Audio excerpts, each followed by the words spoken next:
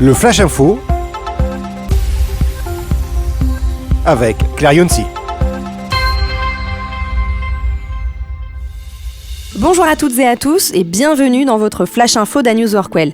À la une de l'actualité, les ressources humaines se réinventent grâce aux agents IA. C'est la promesse de la start-up Maki qui révolutionne le secteur avec son agent IA, un assistant virtuel capable de gérer des tâches complexes. Recherche de candidats, premiers entretiens, prise de rendez-vous, le tout en 50 langues. Résultat, des milliers d'heures de travail économisées pour les grandes entreprises comme H&M, BNP Paribas ou encore Deloitte.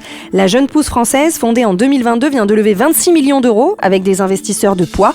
Sa valorisation dépasse désormais les 130 millions d'euros. Déjà bien implantée aux États-Unis où elle réalise 30% de ses revenus, Maki prévoit d'y accélérer sa croissance. Pour les grands groupes, l'enjeu est colossal. H&M, par exemple, peut économiser 50 000 heures de gestion de CV et réduire de 2/3 le temps nécessaire pour embaucher un vendeur. Une vraie révolution dans le recrutement. Mais cela veut-il dire que les recruteurs vont disparaître ?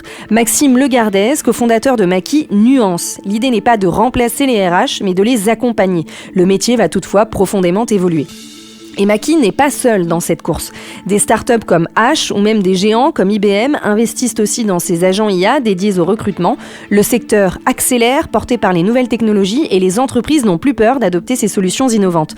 Une vague d'automatisation qui ne fait que commencer. Recycler pour mieux bâtir. Mercredi 15 janvier, Saint-Gobain a signé un partenariat innovant avec l'assistance publique, Hôpitaux de Paris, la PHP. L'objectif, recycler les fenêtres, plaques de plâtre et laines de verre issues des travaux de rénovation des 3,5 millions de mètres carrés de bâtiments de l'établissement public de santé.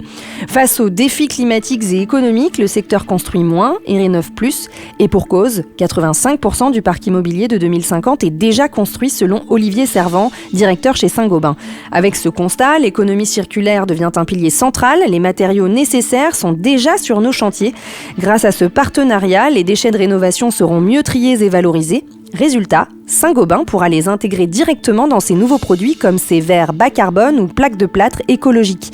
Les chiffres parlent d'eux-mêmes. En 2024, l'entreprise a recyclé 6 000 tonnes de verre, en hausse de 50%, et 120 000 tonnes de plâtre.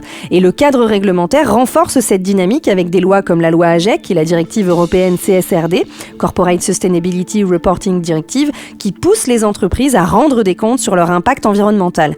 Recycler pour construire durable, c'est ça l'avenir, conclut ce partenariat qui n'est qu'une étape pour Saint-Gobain dans sa quête d'un bâtiment plus vert.